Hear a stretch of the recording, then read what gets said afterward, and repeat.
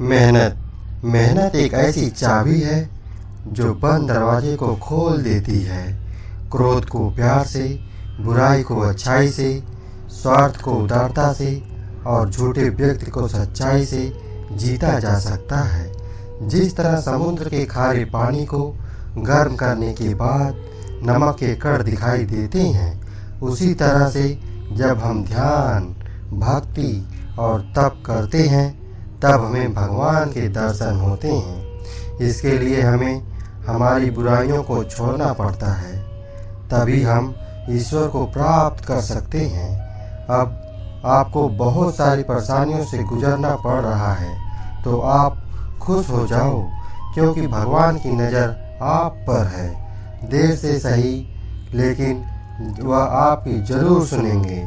इंसान का भाग उन्हीं के कर्मों का फल होता है जो उसने किए हैं। इसी तरह लोग जो आज काम कर रहे हैं वह उनके आने वाले कल का निर्धारण करते हैं। भगवान बोलते हैं तो करता वही है जो तू चाहता है, पर होता वही है जो मैं चाहता हूँ। तू वही कर जो मैं चाहता हूँ, फिर वही होगा जो तू चाहता है। अति को बदला जा सकता है, वर्तमान से बचा नहीं जा सकता, लेकिन भविष्य को संवारने का कार्य वर्तमान में किया जा सकता है। क्या फर्क पड़ता है हमारे पास कितने लाख, कितने करोड़, कितनी गाड़ियाँ और कितने घर हैं। खानी तो बस 2 वक्त की रोटी है, जीने को तो बस एक जिंदगी है।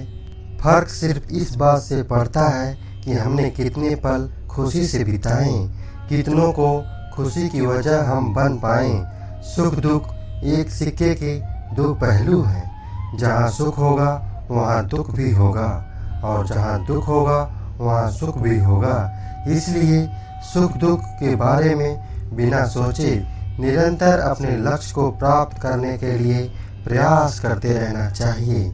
एक बात हमेशा याद रखना चाहिए, किसी के सामने गिड़गिड़ाने से मोहब्बत मिलती नहीं, न इज्जत। इसलिए अपने स्वाभिमान को जिंदा रखो। कोई अगर आपकी किस्मत में होगा तो वह आपके पास खुद चलकर आएगा।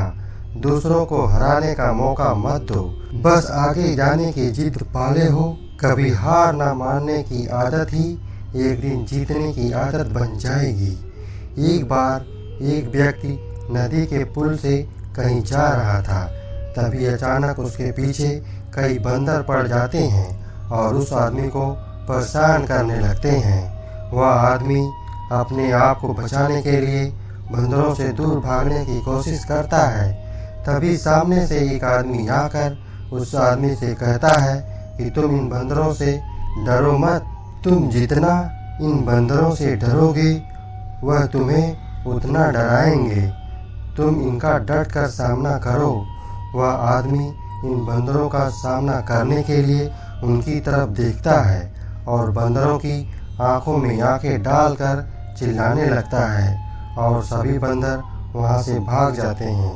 हमारे जीवन में भी नकारात्मक विचार बंदरों की तरह हैं। जितना इन बंदरों से डरोगे उतना ही पीछा हमारा करेंगे, और जैसे ही हम इनका डट कर मुकाबला करेंगे तो यह भाग जाएंगे। सिर्फ 2 चीज़ मनुष्य का भाग्य का निर्माण करती हैं। पहला, स्वभाव। अगर आपके स्वभाव में अच्छाई, विनम्रता और गुण है तो आपका भाग्य चमकेगा। अगर आपका स्वभाव क्रोधी है, आलसी है, तो आपका भाग्य बिगड़ना अनिवार्य है। इसलिए अपने स्वभाव को मधुर और आकर्षित बनाए। इंसान अपनी वाणी तो बोलना 2.5 वर्ष की उम्र में ही सीख जाता है, परंतु कब, कहाँ और कैसे क्या बोलना है उसे यह जिंदगी भर सीखना पड़ता है। पिता से बड़ा कोई सलाहकार नहीं, माँ की छाँव से बड़ी कोई दुनिया नहीं, भाई से अच्छा कोई भागीदार नहीं और बहन से बड़ा कोई शुभचिंतक नहीं। इस मतलबी दुनिया से कोई मतलब ना रखो, और मतलब रखना है तो अपने मतलब से मतलब रखो। अगर तुम्हारे घर में आग लग जाए तो लोग स्वामी झूठी प्रकट करने आते हैं। वह कहते हैं बहुत बुरा हुआ, और वहीं अगर तुम्हारा घर बड़ा हो जाए, एक और मंजिल बन जाए, तो कोई तुम्हें बधाई देने नहीं आता। जरा सोचिए कि जब आपके पास कुछ अच्छा होता है तो कोई कहने नहीं आता, अगर कुछ बुरा हुआ तो ज़रूर कुछ लोग आकर कहेंगे अरे सुनकर बुरा लगा। अगर जब वह कहते हैं अरे बहुत बुरा हुआ, तब तुम जानोगे कि वो तो सिर्फ मज़े ले रहे थे। दुआएं मानने वाले किसका भला होता है, मिलता तो वही है जो हमने दिया होता है। तुम नीचे गिरकर तो देखो, कोई भी नहीं उठाने आएगा। तुम जरा उठकर तो देखो, सब आएंगे गिराने।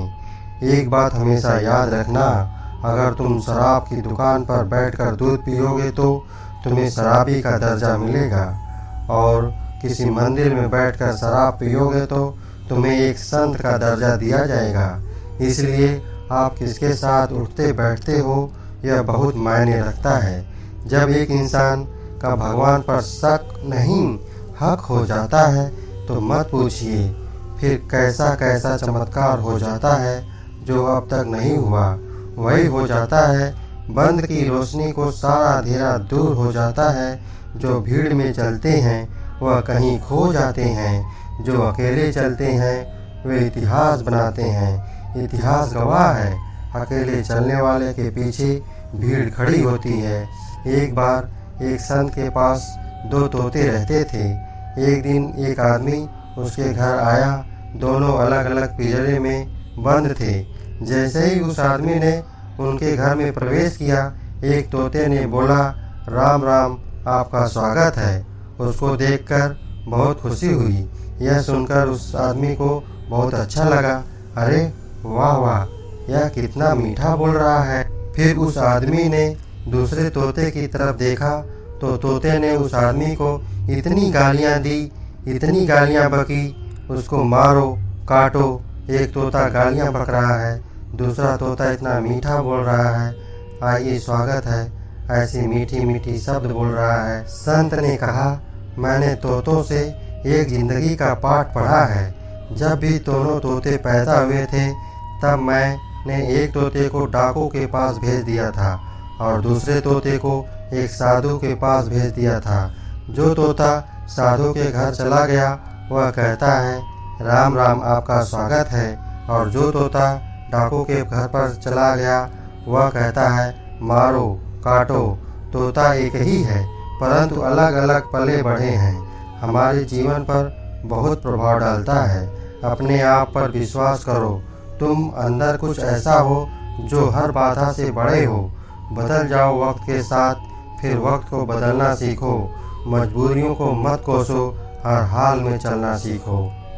दिखावे से तो केवल लोगों को खुशियाँ दी जा सकती हैं, भगवान तो केवल नियति देखते हैं। जो व्यक्ति अपने मन को काबू में कर सकता है वह जिंदगी में कुछ भी कर सकता है। इंसान की अच्छाई पर सब खामोश रहते हैं, लेकिन चर्चा अगर उसकी बुराई पर हो तो गूंगे भी बोल पड़ते हैं। श्री कृष्ण कहते हैं तुम्हारे बीते हुए कल को तो मैं ठीक नहीं कर सकता, लेकिन तुम्हारे वर्तमान को अगर तुम अच्छा कर्म करोगे तो मैं तुम्हारे आने वाले कल को जरूर अच्छा करूँगा। आज के ज़माने में कोई अपना नहीं होता, सिर्फ लोग जब तक साथ देते हैं जब तक उनका स्वार्थ होता है। अगर कोई अकेला है तो उसका मतलब यह नहीं कि उसे कोई पसंद नहीं करता, बल्कि वह अकेला इसलिए है क्योंकि उसने दुनिया की औकात देखी है।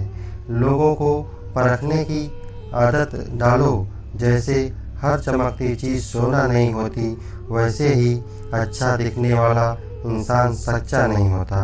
अकेले रहने का मज़ा ही अलग है, ना किसी की ज़रूरत और ना किसी से उम्मीद। सफाई वहाँ देना चाहिए जहाँ उसे सुनने और समझने वाला एक अच्छा इंसान हो। हम आशा करते हैं कि यह वीडियो आपको ज़रूर पसंद आई होगी। एक नई वीडियो के साथ फिर मिलेंगे। अपना ख्याल रखिएगा। धन्यवाद। जय श्री कृष्णा।